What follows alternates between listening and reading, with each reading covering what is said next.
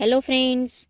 आज हमारा मध्यकालीन भारत के इतिहास का ये चौथा लेक्चर है जिसमें हम खिलजी वंश को कवर करेंगे, जो कि हम महेश हुडवा सर की NCERT पुस्तक से कवर कर रहे हैं और वह प्रश्नों के माध्यम से कवर किया गया। हम प्रश्नों को देखेंगे, जहां आवश्यक पड़ेगा कॉन्सेप्ट को भी देखते हुए चलेंगे। इससे हमारे प्रश्न भी तैयार हो जाएंगे और कॉन्सेप्ट भी क्लियर हो जाएगा।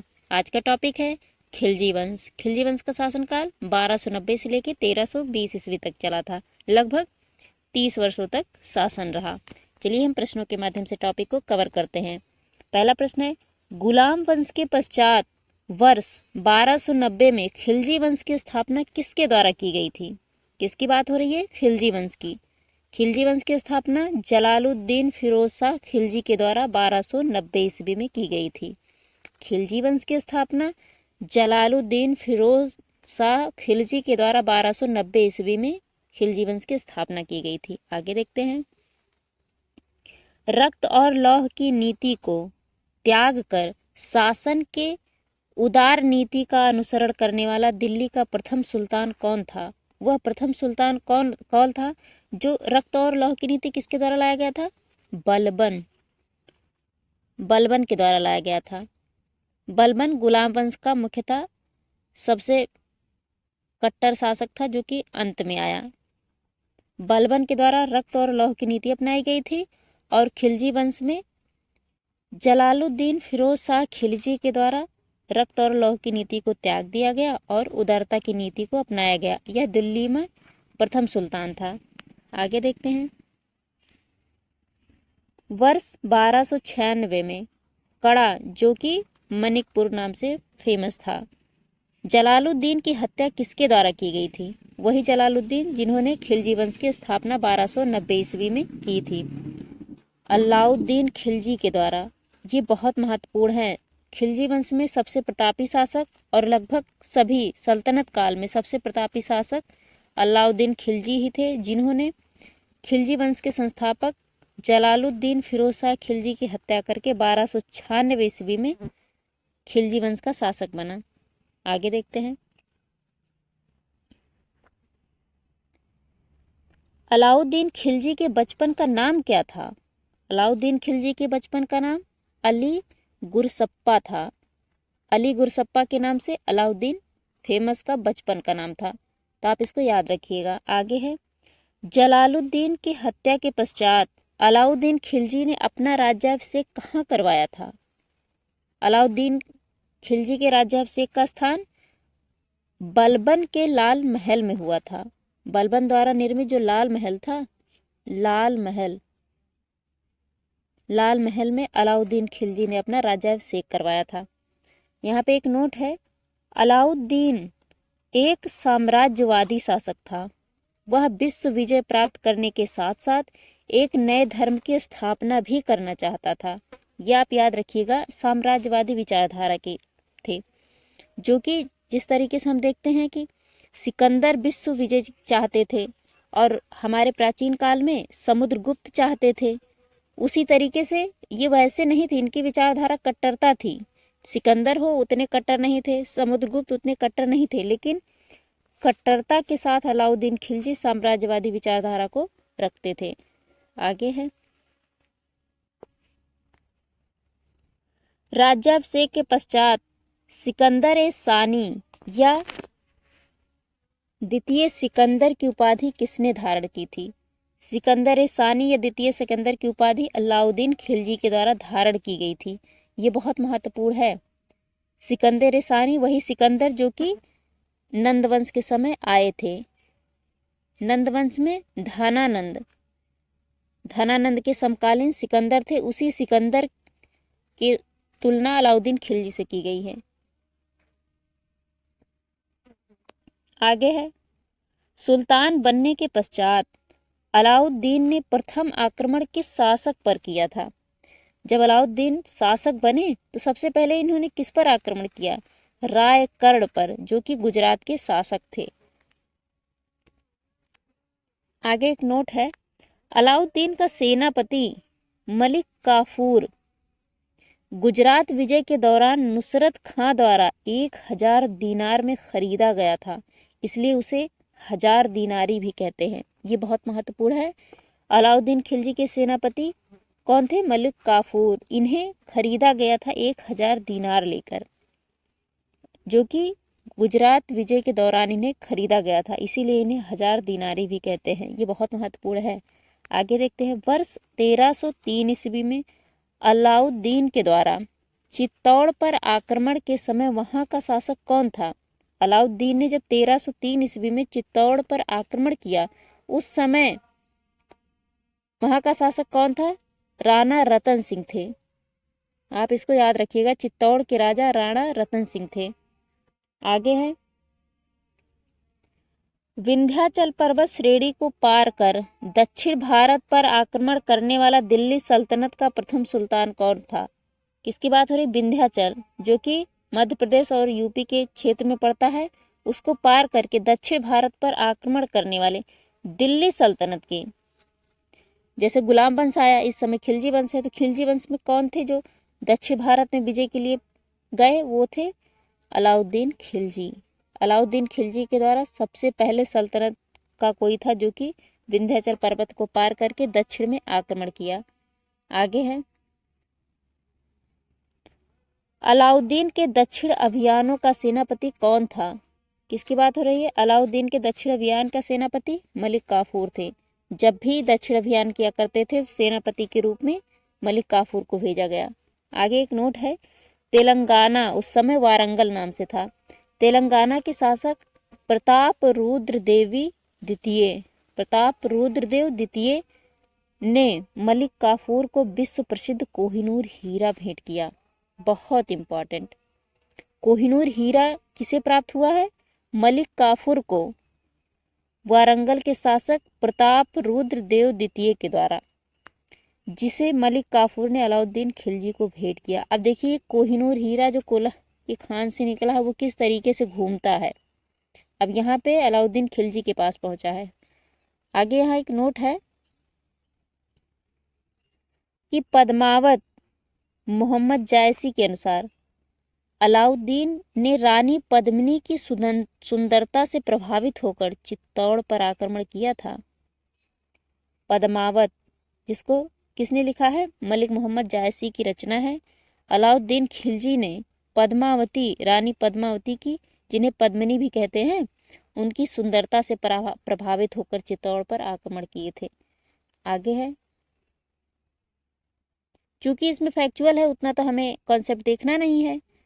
हाँ, यहाँ पे है कि अलाउद्दीन खिलजी का दक्षिण भारत अभियान कौन कौन हुआ। जैसे पहला, कौन से राज्य, उस समय शासक वहाँ के कौन थे, अभियान का नेतृत्व किसने किया और किस वर्ष हुआ। राज्य था देवगिरी। देवगिरी में शासक रामचंद्र देव थे। अभियान का नेतृत्व मलिक काफूर के द्वारा किया गया और देवगिरी में 1307 ईस्वी में अभियान किया गया। वारंगल में जब अभियान किया गया तो वारंगल के राजा प्रताप रुद्रदेव थे। प्रताप रुद्रदेव और नेतृत्व लगभग मलिक काफूर के द्वारा, लगभग सभी दक्षिण भारत अभियान मलिक काफूर के द्वारा ही किया गया था, तो नेतृत्व मलिक काफूर। और 1309 ईस्वी में वारंगल में अभियान दक्षिण भारत का हुआ अलाउद्दीन खिलजी का। द्वार समुद्र के शासक उस समय वीर वल्लाल तृतीय थे। द्वार समुद्र के शासक वीर वल्लाल तृतीय थे और अलाउद्दीन खिलजी की ओर से सेनापति का नेतृत्व मलिक काफूर ने किया था और यह 1310 ईस्वी में द्वार समुद्र में अभियान किया। पांड्य राज्य में अभियान, उस समय वीर पांड्य राज्य के शासक थे, मलिक काफूर के द्वारा नेतृत्व किया गया और 1311 ईस्वी में। तो इतना आप याद रखिएगा। देवगिरी के शासक रामचंद्र देव थे और वह 1307 ईस्वी में। लगभग सभी दक्षिण भारत अभियान मलिक काफूर के द्वारा नेतृत्व किया गया। हमें याद करने की, तो बस एक बार जान ले तो याद करने की आवश्यकता नहीं है। देवगिरी में रामचंद्र देव थे और वह 1307 ईस्वी में हुआ। वारंगल में प्रताप रुद्रदेव थे, 1309 ईस्वी में अभियान हुआ। द्वार समुद्र में वीर वल्लाल तृतीय थे और 1310 ईस्वी में अभियान हुआ। और अंत में सबसे अंत में पांड्य राज्य में अभियान हुआ। वीर पांड्य वहां के शासक थे और 1311 ईस्वी में हुआ। आगे देखते हैं।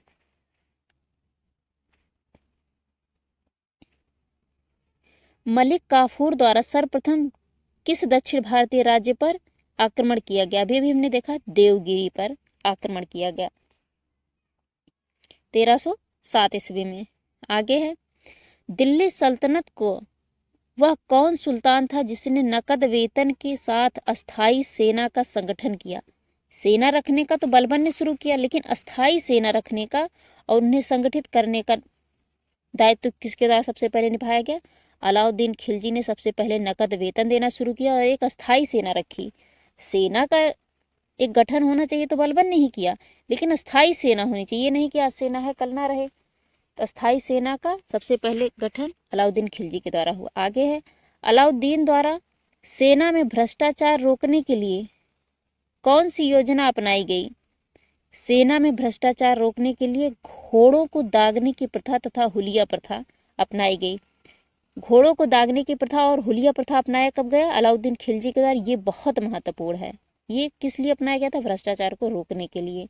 दाग और हुलिया की प्रथा अलाउद्दीन खिलजी के द्वारा सेना में भ्रष्टाचार को कम करने के लिए शुरू किया गया। आगे है, चराई कर तथा गृह कर, जिसे घरी चरी कर भी कहते हैं, लगाने वाला प्रथम सुल्तान कौन था? चराई कर और गृह कर, जिसे हम होम टैक्स भी कहते हैं, लगाने वाला प्रथम सुल्तान अलाउद्दीन खिलजी थे, जिन्होंने चराई कर, जहाँ जानवर चरा करते थे उस भूमि का भी ये लोग टैक्स लिया करते थे, और जहाँ घर हुआ करते थे उन भूमि का भी टैक्स लेते थे। ये सबसे पहले किसके द्वारा लगाया गया? अलाउद्दीन खिलजी के द्वारा। आगे है, सर्वप्रथम मंगोल आक्रमण किसके शासन काल में हुए? हम देखा ना तुर्क आक्रमण हो रहे हैं, तो सबसे पहले मंगोल आक्रमण, मंगोल अलाउद्दीन खिलजी के समय मंगोल आए थे।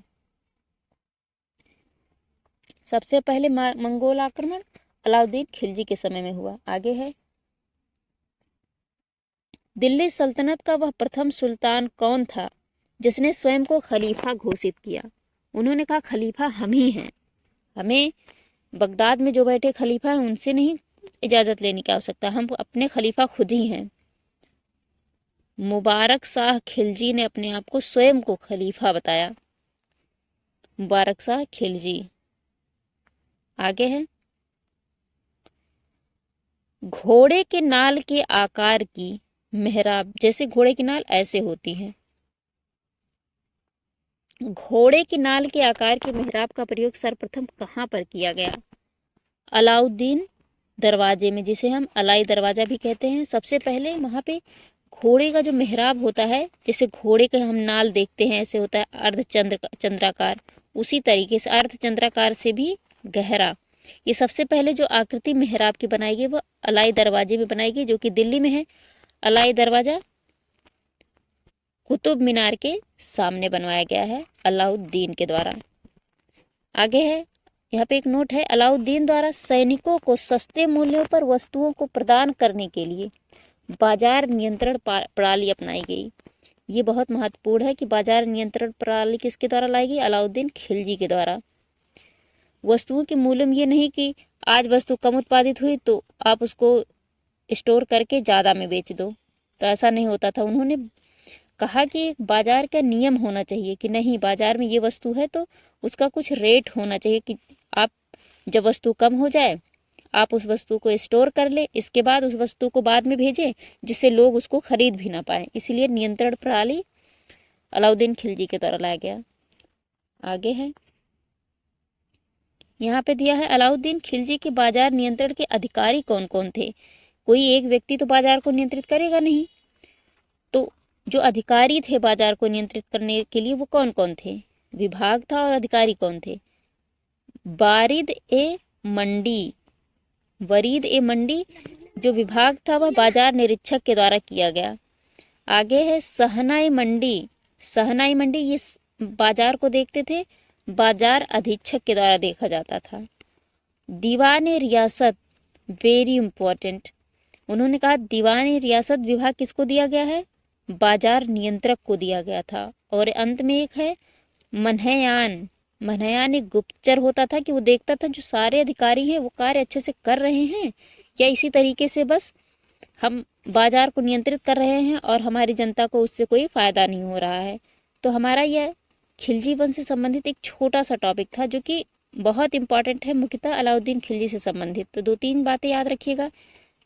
खिलजी वंश 1290 से लेकर 1320 ईस्वी तक चला था। इसमें इंपॉर्टेंट शासक स्थापना फिरोज शाह खिलजी के द्वारा हुआ, लेकिन महत्वपूर्ण शासक अलाउद्दीन खिलजी थे।